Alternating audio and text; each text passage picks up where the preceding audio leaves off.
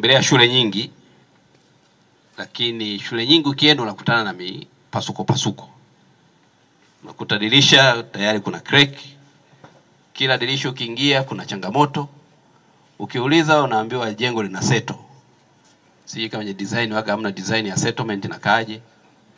Lakini hapa Nyankumbu hiyo nadharia au huo msamiati wa jengo lina settle haupo. Hongereni sana kwa usimamizi mzuri. Sasa kazi na utu ni kufuatilia kazi ambazo zinafanyika kwa fedha ambazo ametuletea Dr. Samia Suluhu Hassan.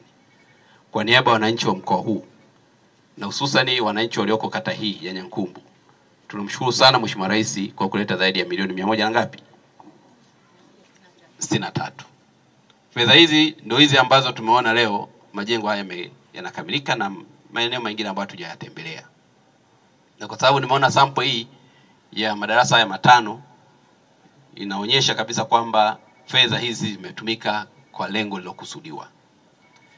Niwapongeze kwa kuanza kujenga madarasa mengine 2 kwa nguvu kazi za wananchi wa Nyankumbu. Maana yake Nyankumbu ni miongoni mwa watu wanaojitambua. Unajua ukiwa kwenye mijini humu wajanja wanakuwa wengi. Unaona kama vile wanaojitolea ni watu wa wapi? Wa kijijini.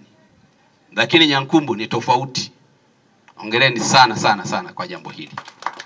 Sasa kwa sababu umeshaanza safari ya ujenzi wa haya madarasa 2, mimi nitawaletea matofali 2000 yaweze kuunga jitihada za wananchi.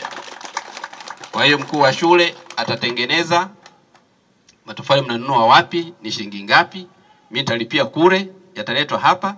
Mwingine akihamasika akatoa simenti ya kujengea, manake ndani ya muda mfupi tutakuwa tumefunga linta kwenye darasa moja wapo au ni 1.5, basi tutakuwa tunaendelea kama sehemu ya michango, na serikali kupitia halmashauri yetu ya manispaa itatenga fedha kwa ajili ya kumalizia nguvu kazi za nini?